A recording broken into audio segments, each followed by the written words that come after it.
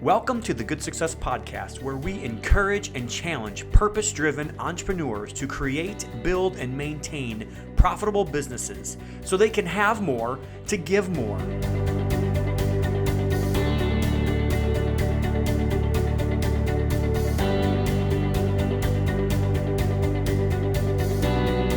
Our motto is to be a conduit, not a bucket. Work to have to give. We hope you enjoy the show. Welcome back to the Good Success Podcast. I am your host, Tom Olson, and today I've got a friend of mine I've probably known for, 5 or 6 years in different groups around the country, Amy Ransdell with Riva Global, and she's the CMO, Chief Marketing Officer, which basically means she does whatever needed, right, Amy? Absolutely. So it basically means that, if somebody needs to hire a contractor, they're getting Amy to market for that contractor, right? Everything somehow just like goes into marketing somehow, some way, some shape. I'm just kidding. Amy is a fantastic speaker, and you're going to learn a lot from today's. Riva Global is a company that provides VAs and help, at a much lower cost to a lot of real estate investors, but even outside of the real estate space. I know a lot of our listeners are Christian business owners, and they're in different types of businesses as well. But I'm excited to have Amy on. I promise you she's going to be a pleasure. But as we were getting on before this, she said that I have a guest that loves to gab, so I'm not going to have a problem getting her to talk. I know that. So welcome to the podcast, Amy. Thank you for being on. Thank you so much for having me. This is a real blessing. I appreciate it. Awesome. We had Amy at one of our masterminds talking about marketing, and maybe she'll get into a little bit of that today as well. We have coming up here real soon, the Know Your Numbers boot camp. A lot of especially real estate investors, they get into the business, they see how much money you can make on a deal, but then when it becomes a business, they don't really have any idea how much money they're really making. And it was kind of something that I saw a couple of years ago, and I said, we need to change this. We really need to help people stop putting their head in the sand. I was at I've been so many masterminds where I saw people in the front of the room pumping their chest, telling me how many deals they were doing. And at the end of the year, only to find out that they're not really making any money. And it really wasn't very fun. So like I said, last year we did this as well. We're doing this every single year, the Know Your Numbers boot camp right in front of our mastermind. And we have got, I think, the best person at this time to be able to be the headline speaker for that. David Richter, who's actually writing the book right now, Profit First for Real Estate Investors. He's right in the middle of writing it right now, and he's going to be the headline speaker for that. So if you guys are interested in a Christian mastermind that's going to tell you advice, not just so you can make money, although we do want you to make a lot of money, but why you want to make a lot of money, and make sure that you're focused on the value you're bringing to your community, but also the impact that you're having on this world, then I just ask you to go to goodsuccess.com or email junior@sales@goodsuccess.com and see if you qualify for the next mastermind. At the beginning of these podcasts, you guys know I love to kind of give you something that's been on my mind. So I'm just going to mention something briefly that I posted on Facebook a couple of weeks ago, maybe about a week ago. And I shared it from Dave Ramsey.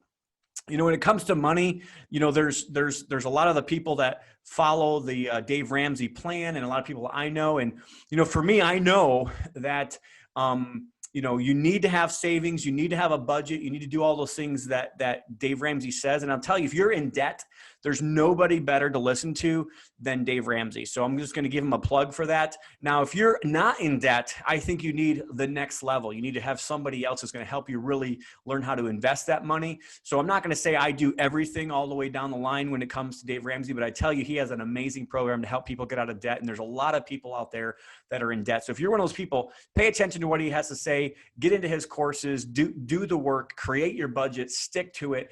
And it's interesting because I have done consulting in the last couple of weeks, and 2 out of the 3 people, I told them to create their budget. I told them to actually go through this and help start putting together their financial freedom plan for them. And what I found out is that they weren't really being honest with what money they really needed. So they couldn't really even tell me where they wanted to go. And they couldn't really even tell me where they were at right now because they didn't do the work to actually look into what money they're actually spending and what money they're actually going to need at time of being financially free. And really what it all boils down to is three things. And most financial planners, I'm not a financial planner, but I do try to help people because to me, I am passionate about helping people reach financial freedom. But there's three things that everybody needs to have when they're thinking about their money. After you get out of debt, I think the first step is getting out of the debt, but after that, you have to have protection. So this should be this think about a circle and a pie chart maybe, and you want to have protection. You want to have the proper kind of insurance. You want to make sure that you're covered in case there's something bad. You have to have savings, and savings to me could be in gold. It can be in some other types of investments that people talk are investments. And then there's really the growth part of your portfolio that you should focus on. But all three of these require one thing. All three of those require you to not spend as much money as you make. Right, Amy? I mean, and what's so funny and frustrating to me when you're on the other side of the table trying to help somebody is that most people don't realize that. Most people don't realize that everything that you really want in life is that difference. It's that difference between how much money comes in and how much money goes out. In a business, this is called your cash flow statement. So think about your personal life in cash flow, how much is coming in and how much is going out, and really how much you can squeeze out of that, which sometimes require you to maybe not buy things now, maybe not buy that car now or that extra vacation trip now or that extra whatever now in order to be able to have more later. So I asked this question. I actually didn't ask a question. I just shared one of these things from Dave Ramsey, and I said, what is your top money saving tip? So I was just going to kind of give you guys real quickly what other people said, and then I'll just give you what mine did, and we'll get into the podcast. So the first one says, don't spend foolishly. You have to wait to accumulate more money and do that first in order to continue to buy. The next person said, contribute to your 401k and get the company's matching dollar for dollar. So again, like if you work for a company and they offer a matching program, that is a great piece of advice. One of my friends, Keith Lanker, he's a funny guy. I love this guy. He said, never spend a $5 bill, always set it aside. So that's his system to be able to save money. I had one guy, I think he's being funny because his wife would not approve of this comment, but he said, stay single. And I kind of just gave him a little bit of a remark, and I can tell you that would probably save money by not having that, but I don't think that's the right kind of success. So we're not going to promote that here on the Good Success Show. And then later on, he actually said, I'm sorry, I forgot. Don't have kids either. Okay, well, I know that's being funny, everybody, and we'll let him be funny. I don't recommend that. I don't think that's the best way. And then another guy said, I don't save money. I use it to make more money. Saving is boring. Okay, I understand that. And then another guy said, create a private banking system so that you will not have to borrow money from banks. That's a great system as well. But all of those kind of get boiled down to one thing, and that's kind of my quick piece of advice for today, is to have a system. It doesn't matter what it is. It doesn't matter if it's the $5 bill system. It doesn't matter if it's a system that automatically pulls money from one account to another account. But there's a lot of statements that I've learned even from my pastor that says, if you give systematically, you'll always give more than the person that just gives in big chunks. It's the same way with savings. If you'll save systematically, if things happen automatically, you will save more money to be able to protect your family properly, to have savings in case of times of need, but really to have savings also to be able to grow. You need that in order to be able to make that happen. So I hope you guys learned a little bit from that. I can't wait to get into this podcast with Amy Ransdell. So Amy, thank you for being on the show. Again, we and you have talked, so it's kind of even hard for me to ask you questions because I kind of already know some of the answers or most of the answers. We've been in mastermind groups together. You're always a pleasure to speak to, and you're really a great speaker in front of people as well. So can't wait to have you on the show. So why don't you just tell the audience briefly what you do, where you live, and what do you do for people, or who you are, where you are, and what do you do? Wow, that could be quite complicated. But I'm here on Good Success to talk about Reba Global, which is a virtual assistant provider. And really what we provide is efficiency and time freedom for business owners. But there's a reason why I love what I do with Reba Global, and it has to do with like everything else that I do. So to give you kind of a little just random picture on me, I live in Atlanta, Georgia. I've been in the greater Atlanta market working as an investor and as a broker for over 18 years now. And I love my market. It's extremely diverse. And so here, I'm an active investor. I'm also the broker owner of a niche brokerage that really services the investment market in the sense that our agents here and our members of our coaching community here are all active investors, whether they're licensed or not. And our licensed agents, we support them in being investors, which in a lot of brokerages, that's really the opposite of what you see. So it's a very unique group here. We operate by some beautiful core values and some culture phrases that we live and operate by here. So we've built a beautiful community. I'm also a mom, and I always bring this up because as people get to know me and learn about what I do, you'll learn maybe why I think the way I do. I have been a single mother for 12 years, raising 3 with no co-parent. And so in order to be a multipreneur and an investor and manage lots of people, which is my passion is people, and my 3 children, I have to be about efficiency and systems and scale. So that all led to my being a part of Riva Global. But that's my mixed bag, if that makes any sense to anyone. Absolutely. So you are with Riva Global, and actually we had the founder on, Bob, probably, I don't know, 6 months ago.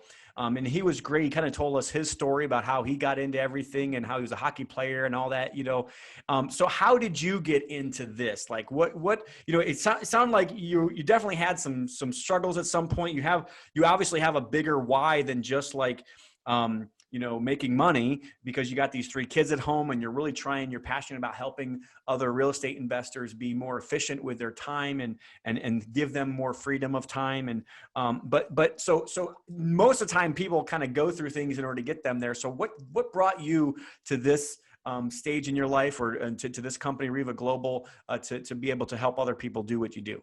Yeah, so I will say this. I think I'm just one of those people that was born a little different, and I had this little driver in me since I was a little kid that I just wanted to help people's lives, right? So I was little Polly Amy running around, how can I make everybody's life better? And that's just my core value. It's kind of how I operate. So everything that I do is sort of within that vein, right? But you're right. I've had a lot of challenges over the years, and to everybody listening, we all have challenges, and they're relatively big or small to us, right? It matters to us. It's we speak our own truth, and we know what that is for us.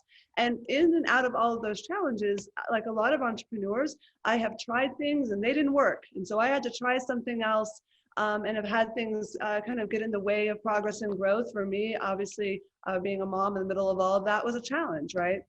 So throughout those years, I had a real driver to find better ways to do things, which means that I would seek out people, systems, programs, whatever that was, coaching programs, mentors, and so forth. And really, many years ago, Bob LaChance, who's founder of the CEO of Riva Global, he and I have been working together as partners on projects for almost 17 years now. He, myself, and Pat Precourt. And somewhere in the middle of all that, Bob had this great idea to start Riva Global. It was started with the purpose of providing a solution for a need, right? This is not like the key to every product's success, every company. We can create something and it might be really great, but if it doesn't solve a problem, it's not going to do very well. Bob saw a real problem in the marketplace for investors and small business owners to find solid assistant support. And so they set out to break the system, do it better, make everything in a more streamlined fashion, better talent to support for our clients. And Riva Global was therefore born. And then a couple of years ago, he reached out to me. He said, he was ready to take another big leap of growth and couldn't think of anybody else ever that he would want to have do that. Approached me, and I said, absolutely, because what we provide at Riva Global is the very thing I operate by, which is to make people's lives better. So here we go. We give everybody their freedom back. We give them their time back. We give them the ability to be more streamlined, to do more or earn more, but not necessarily do more yourself. Awesome. And, so we've talked about some of these big things that you're trying to achieve, and you're trying to help real estate owners be more efficient and have more time and have more freedom. How is it that you actually do that? We talked, I said a little bit at the beginning about what Riva Global is and what they do, but how do you guys help people specifically get more time and be more efficient? Yeah, absolutely. So a lot of the business owners who come to us, someone's maybe given them the idea that they need a virtual assistant. But the reality is when you start talking to them is that they're in a state usually of some sort of overwhelm or a desire to do more and they feel sort of stuck. They're experiencing, some of us, are familiar with the law of the lid, right? And the law of the lid may be in their situation that they only have so many hours themselves, or their team does, and they're just not hitting the metrics they want to hit, and or from a cost perspective, it's costing them a lot to hire in-office staff, and that's taking away from their profit centers. So either way, they're coming to a challenge point where they need to do more, but they're not quite sure how to do that without it costing too much and or adding more to their own plate. So we're able to come in and help them look at everything that they're doing and decide what can be outsourced and automated, and delegated and et cetera, so that they can actually build teams of virtual assistants to do things at, sometimes 1/3 the cost. So basically you help people find virtual assistants. Yeah, to make it as simple as possible. Yes, we are like the Match.com of the virtual assistant world, right? So a small business owner can come to us, they tell us what their needs are, we do a strategy session with them, and then we find the talent that we believe will be best fit for what they're looking to have done so they can have a long-term relationship with a virtual assistant. Yeah, that's really interesting. So you're not just saying like, I got a VAs, I'll hook you up, and here you go. You're basically having an actual session with an investor, with somebody that's in real estate, really. So like, you said real estate. I'm assuming since you're a realtor and broker and investor yourself, do you also service real estate real estate brokers? Yes, so absolutely. So anything within the real estate arena. So whether you're an agent, a broker, property management, real estate investor, you're a guy trying to manage your own properties as a landlord, you're a contractor, wholesalers, we have a lot of rehabbers, builders, anything within those categories, because the reality is that whatever niche you are, you all have some of the same core needs, and those can all be supplied by a virtual assistant. And since we're on the topic, we aren't just real estate as well. We're small business oriented. So we have a lot of small businesses. In fact, we even have an entire medical division where we help doctors, dentists, chiropractors, because again, sometimes the most basic things that we need to take off our plate, the things we shouldn't be doing, can be done by virtual assistants. So, for any kind of a small business, but in the real estate world, across the gamut. So I just keep digging into this a little bit deeper and deeper and deeper. So I hope you don't mind, Amy. A lot of times we don't get this deep with people, but I think it's important to understand this because I think a lot of people think about virtual assistants in one of two different ways. Number one, well, you're taking jobs away from Americans, number one, on the negative side, or they look at it from the opposite end and say like, oh, wow, I can get a VA and I can only pay them $10 an hour. And, they can do everything that an American can do and do it a whole lot better. And I don't ever have to manage them or tell them what to do. They're just going to automatically know how to do it. So you have like this two complete opposite ends of the spectrum. And I know from my experience, because we work with, I think 4 VAs with my different companies, that like the truth is always somewhere in the middle, right? So the truth is like there's a kind of a happy balance and a happy medium. So why don't you kind of just give me, you probably don't have the full list, but maybe give me like your top maybe 5 or 10 things that you think are the things that really make the most sense for somebody to be able to hire a VA to do for you. Absolutely. And I want to just say to something you said about taking jobs away from Americans, right? You can actually, to the people you have currently in your office, you will empower them to such a higher level by offering them support themselves. It's not about necessarily not hiring U.S. hires. On the other flip side of that, no, you do have to work with them. They become part of your family and your team, no different than the people in your office, and they need to be affirmed and empowered and supported. And we provide some extra support for that, which we'll come back to. But the most common things to take off your plate, like these are the most, to me, common sense things that we do. And sometimes we get frustrated and do them. Maybe these are things we procrastinate on. These might be things that are, that we don't want to give up because we think that we're the one that has to do them, but really we're not. For a good example, simple, taking all of your inbound calls for your office, right? Like literally your phones are ringing. Does that have to be done? Do you have to answer that? No, you can train someone to do that. all types of administrative work, anything administrative, all of that should come off of your plate. If you catch yourself doing something that can be done by a VA for $10 an hour, and you know that you need to earn hundreds more than that per hour to hit the net goal your company has to earn for the year, then it shouldn't be done by you. So admin is usually always that category. Bookkeeping, right? My investors, my wholesalers, my acquisition guys, outbound cold calling, lead generation, lead scraping, skip tracing, right? Property research, even writing offers or sending letters of intent. You can do text blasting and have a virtual assistant do that for you and make all of the follow-up calls.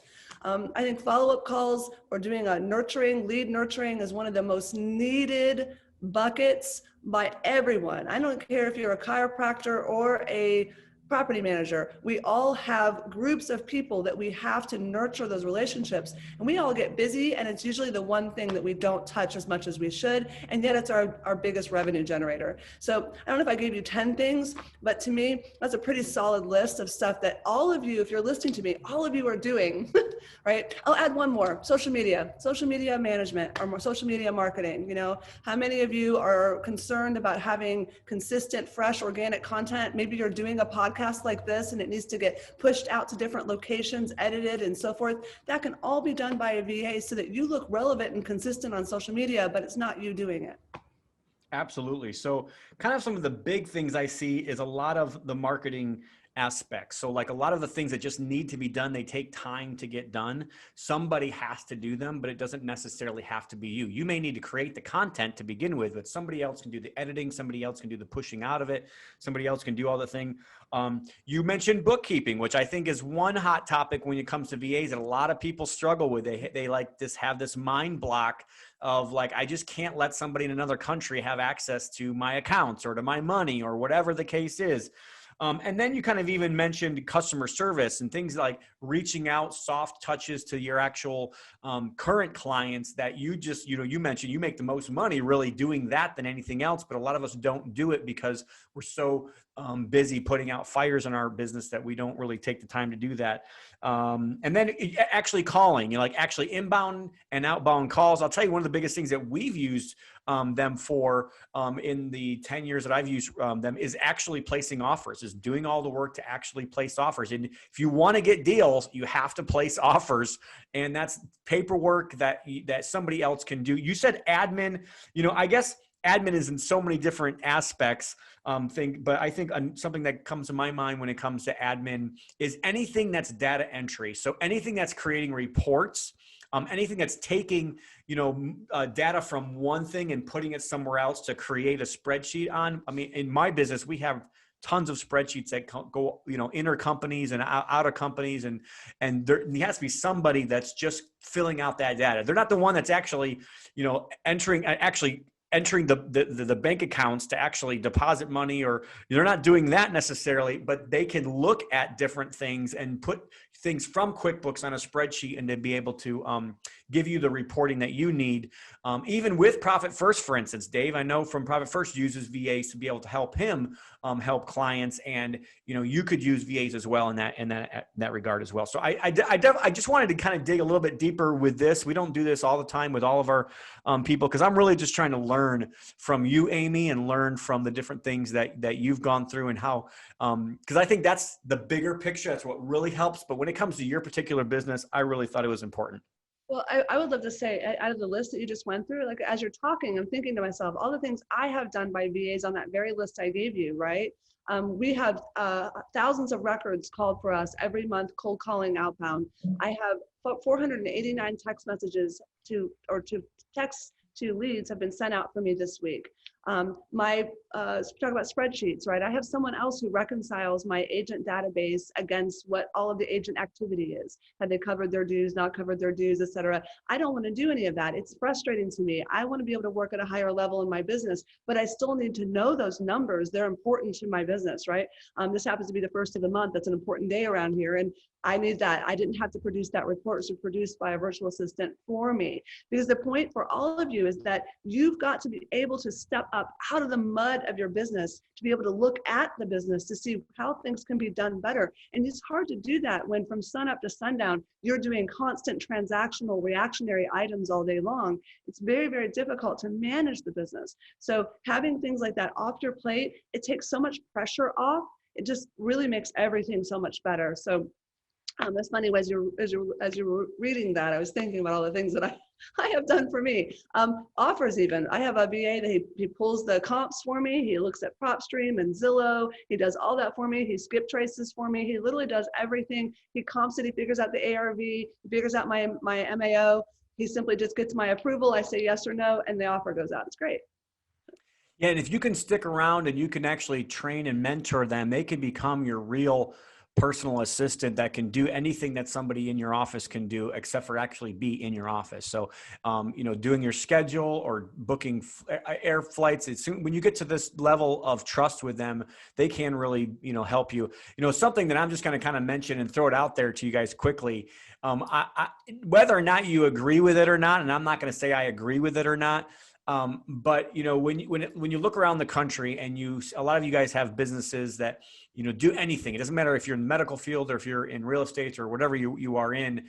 Eventually this $15 an hour minimum wage thing is probably going to start creeping around to different states, and it's going to probably be more mandatory. I actually believe the people that have already, I think at that point, everybody's going to be jumping into the virtual assistant market. But I think the people that have primed that and are prepared for that and know how to make those systems work and to be able to offload things to VAs are going to be a lot more prepared for when those things happen. And just think about this year with COVID, like most of us had to work from home for a period of time anyways. Like how many things did you realize this year that could be done virtually, and your mind started thinking, oh, wow, maybe I could have just got a virtual assistant to do some of these things. So just want to plant those seeds in your mind and help you with that. Something you want to say, Amy? Yeah, because you said something I think was really important. I would love to highlight it. You said something about how when you bring a virtual assistant on, if you train them well, that they can be with you for a long time and really become an integral team member for your company. And that's something I want everybody to think about here. And one of the defining differences between Reba Global and other virtual assistant sources that are out there. Our goal is long-term hires with you. Our goal is to find that VA or team of VAs that you can grow to be extremely long-term hires. So at Reba, we have some clients who have had their VAs for 4, 5, 6, 7 years. They really become part of the family, right? And we want them to treat them that way, and to the point that you end up hiring a VA and then that VA hires and trains other VAs for you. Like it can go to that level. And so we do that at Reba. We work very hard in how we hire them and select them to be on our staff so that they would be the right people for that. Our VAs don't moonlight for anybody else. They work dedicated to the client they're placed with.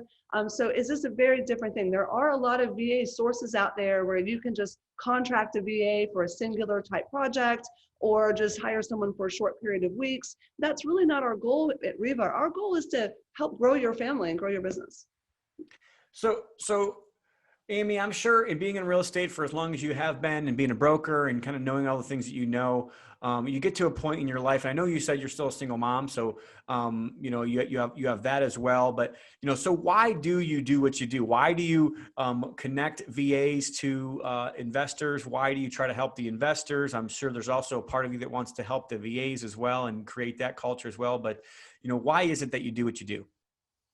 Oh, I really do thrive on watching people rise in their lives. And to be as cliche in that statement with all the rhyming there, but here and our brokerage here and in our powerhouse community that we operate our coaching program and so forth here in the Atlanta market, our culture phrase here is something called collective rise. And this is what we operate by, that we all know that we work better together than alone, and that by helping others rise, it lifts us higher. And as I lift higher, I can help others rise higher, and it just gets better and better. And that's really, honestly, how we operate at Reba Global with both how we treat our virtual assistants how we treat our clients, and what we want the client experience to be when they are with us, that things get better in their business, that their costs go down, their productivity goes up, their stress goes down, that they can enjoy what they want to enjoy more and have that freedom of choice that a lot of us set out to have as entrepreneurs in the first place. I mean, how many entrepreneurs do we all know that have that, they're pulling their hair out and they're exhausted? And a lot of times it's simply that they just aren't understanding how to leverage, how to not do it all themselves. That classic E-Myth pie baker, right? Like, so we want at Riva to be able to give people that experience of actual freedom of choice, which for some people is to have more time for family or travel or passions or hobbies. And for other people, it's to have more time to actually produce even more or grow more businesses, build more businesses. So whatever that is for them, we want to be able to know we were a part of that, of them hitting that goal. Yeah, when I look at business, I see a lot of entrepreneurs, and we talk about the shiny object syndrome, right? You know, like everybody they get a new shiny object and they want to run around. But then those are the type of people that never really succeed in anything because they're just like doing this. You know, what has to happen in any business is kind of like a snowball. You start with a really small snowball. And if you want to build a snowman, what do you have to do? You got to start pushing that snowball until it gets a little bigger, and then it gets a little bigger and it gets a little bigger. Well, most of us never create anything that ever gets to be of any size because we're off doing the next thing. The way to be able to keep that ball rolling is to have somebody that's keeping that ball rolling and keeping that thing going. And then you have to kind of watch it for long enough to make sure that they know what they're doing. And then you have to be willing to let go and let that ball just keep going. I think one of the keys of business is momentum.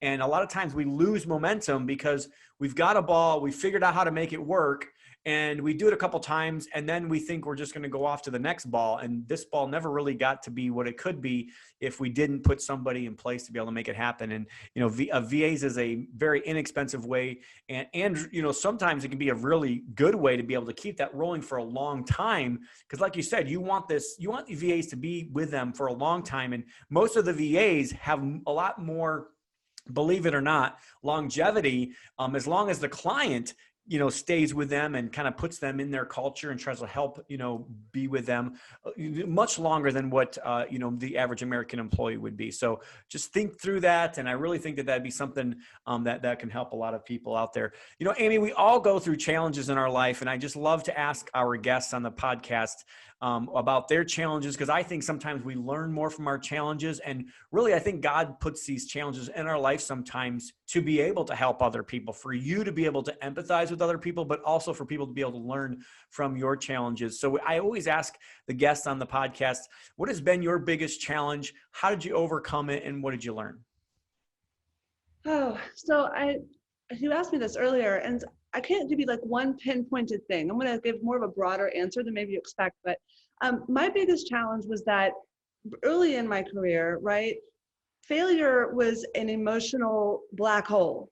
Like if I had a failure moment, I just tore myself apart. I've done everything wrong. I have to quit. I have to give up. Learning how to see failure as something different, I think was one of it was the biggest challenge for me. That is one of my biggest learnings that I've had, where failure isn't failure. It's simply, it didn't work. Okay, now what can I learn from that? And I will say to, you know, a lot of the entrepreneurs, especially if you're starting out, not everything's going to go well, right? And discipline is discomfort. Okay, what's the phrase that, you know, magic happens outside of your comfort zone? Okay, and discipline means doing things whether they don't feel good or they're tough or they're hard, and doing them anyway. All of those things come with entrepreneurial venture. And so when you kind of accept them versus resist them, then you'll start to get into flow, even if you have failure. And I am the queen of things happening and going wrong and having to persevere and have tenacity and stay with it and stay focused on where I want it to go. And so I think that's, you know, maybe a little more broad than you were looking for, but it's the first thing I thought about. It's been on my mind a lot this week as we've had a couple of shifts we've had to make even this week. And I could have looked at them as failures, or I could say, no, I need to do it differently. So. Yeah, it's so true. And sometimes it's failures in our own mind that we kind of have to address and think, hey, like this is literally a failure in my mind to think that failure is a bad thing. You know, nobody's ever gotten to the top without failure. And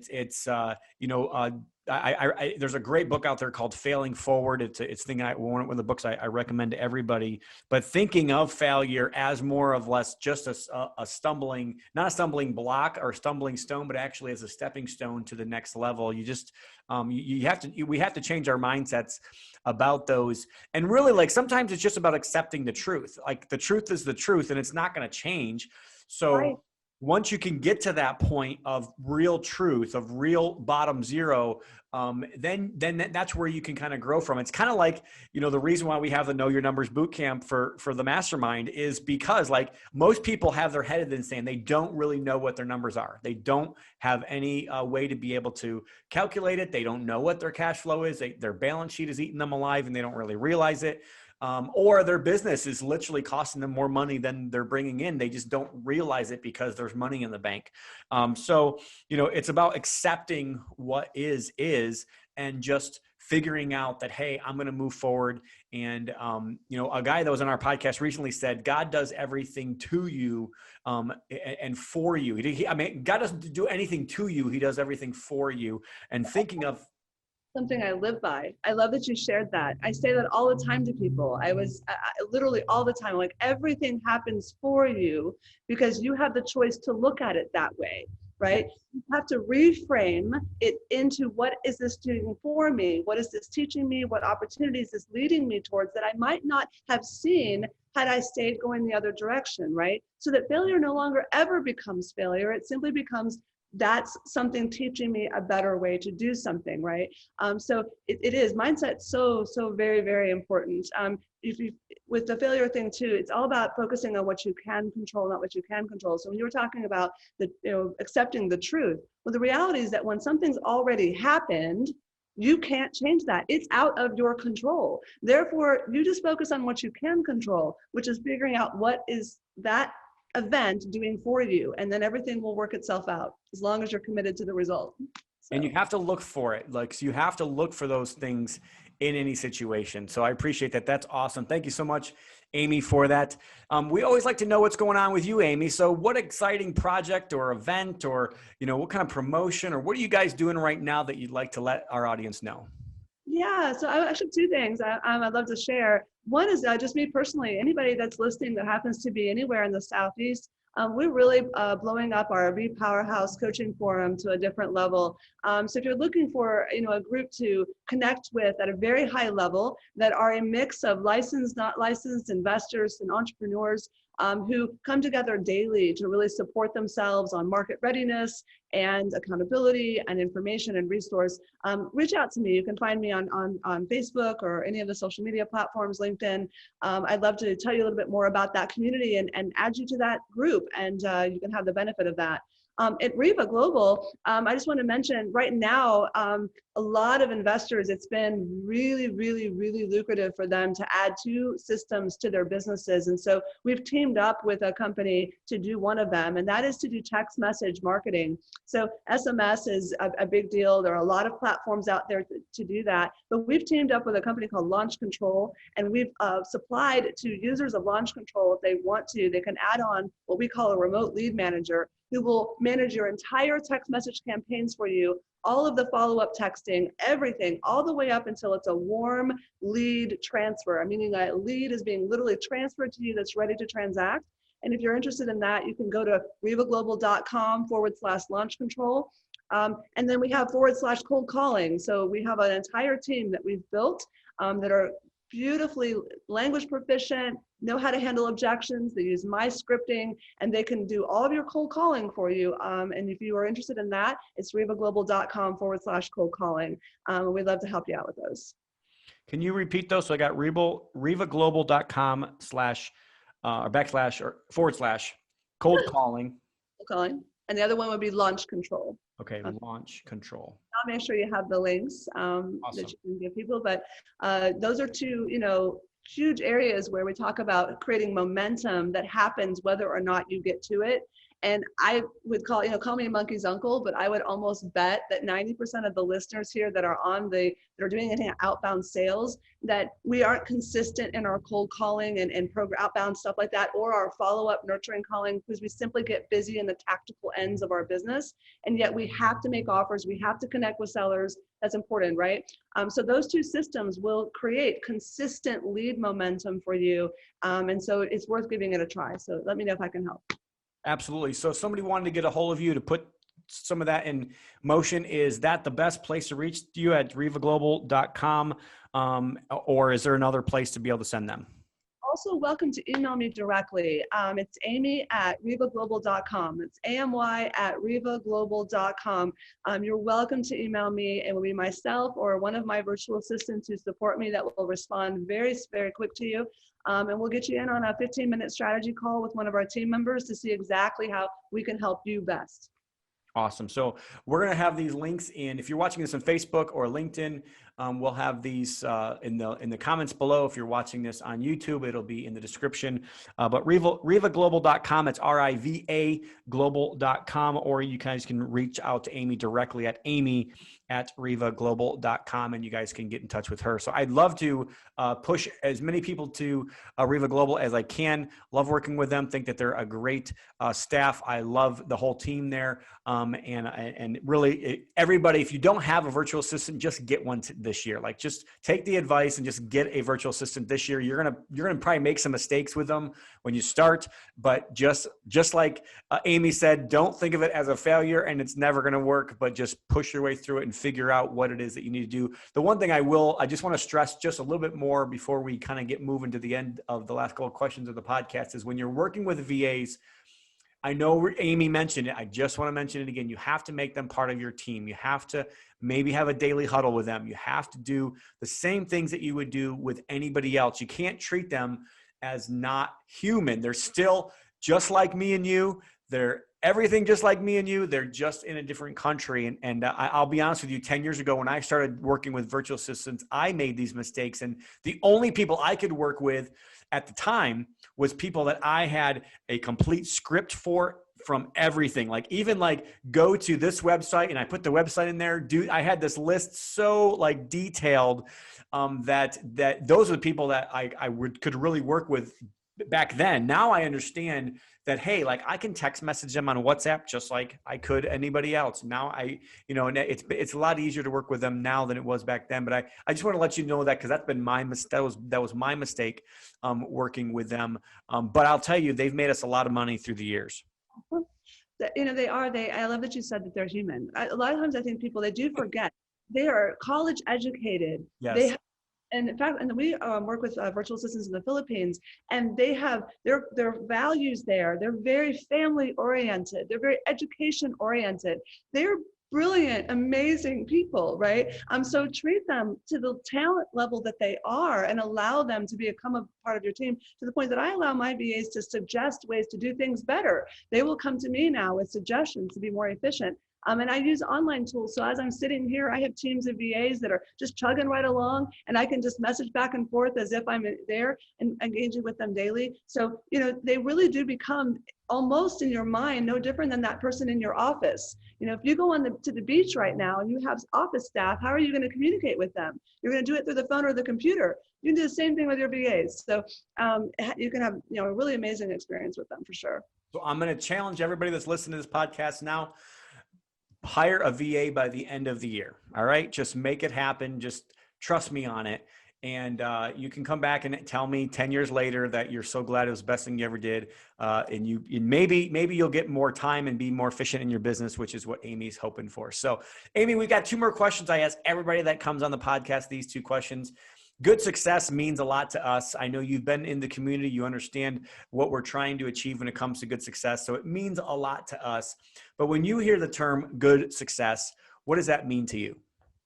Well, first of all, I want to thank you for creating a mastermind. I just want to say this on the record on a podcast that really has such a beautiful set of values. I have attended so many over 18 years. I've been involved in so many programs, and I didn't know what to expect when I first attended a Good Success Mastermind. And I think that was my immediate first takeaway was that was the quality and the value of the people that were there.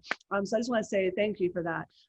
Good success means to me, uh, I use the word ontology. I love the word ontology. And those of you that know what that word means, it's all about doing things in such a way that they aren't negatively going to impact the community, your family, and people around you, yourselves, the world, right? And one of the things that I believe is that if you're going to go on a path towards success, it should be having a positive impact on each one of those categories, from global all the way down to, you know, the people that you are in contact with in just your day-to-day environment. And so if you're doing something in your business that's not an ontology, then you will end up in a place of resistance throughout, and likely not have the joy that you will have and the fulfillment that you would have by building a company around one that creates good impact for those around it.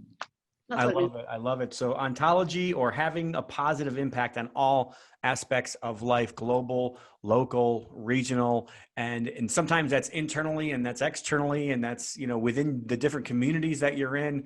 You know, if you're doing something and it's like, it's really helping one of your communities, but it's really hurting another one of your communities, that's probably not what you're talking about. So I love that. That's a great analogy. I've never had anybody actually put it that way. So a lot of times people say the same things, but the last couple of guests we've had have really come up with some really good definitions of good success. And I appreciate that, Amy. You know, Amy, I really appreciate your time. I appreciate your investment in the Good Success community today. You've been a great guest, but we are always I'm just trying to get one more nugget from everybody that comes on the podcast. We have such great guests and such great people that come on.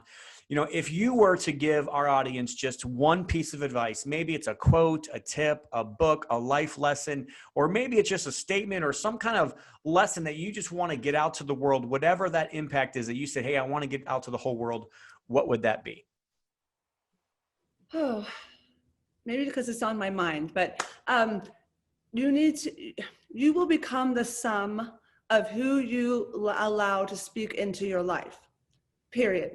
So you want to be cognizantly aware of and make very clear choices about who is in your life, who you work with, mentor, who you allow to speak into you. And that could be people that you follow online. That could be the crap that you might be listening to in your timeline on social media. You need to cleanse and clear everything that's not going to speak into your mind, only what's going to support where you're going. I think that's probably, to me, the most important thing you can do.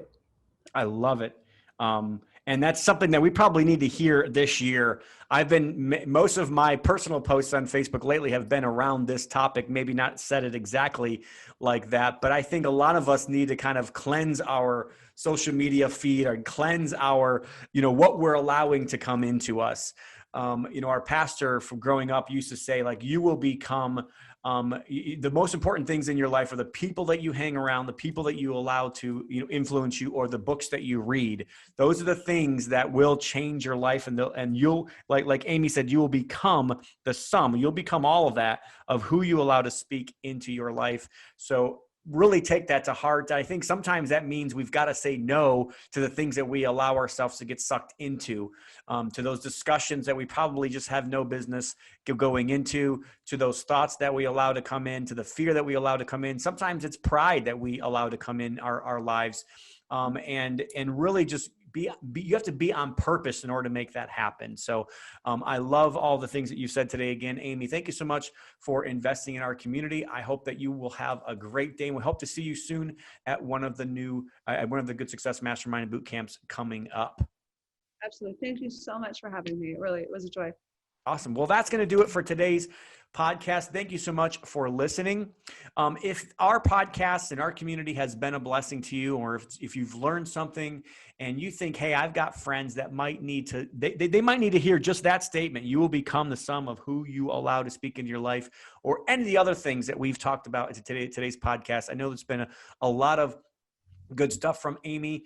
And even if you have a friend that might want or might need a VA, I would just ask you to, hey, share our podcast, share the Good Success podcast. Let them know about the Good Success community and maybe about the Good Success masterminds that we have going on. We have a virtual event, we have a local event, and then we also have a national mastermind that meets every quarter as well. Let your friends know about us. Share this on Facebook, share this wherever you're listening to us. And if you do us a favor and go to iTunes and give us a 5-star review, that would also give us a lot of help as well. So thank you again for listening to the Good Success podcast. That's going to do it for today's episode. Remember to be a conduit, not a bucket. Work to have to give. God bless.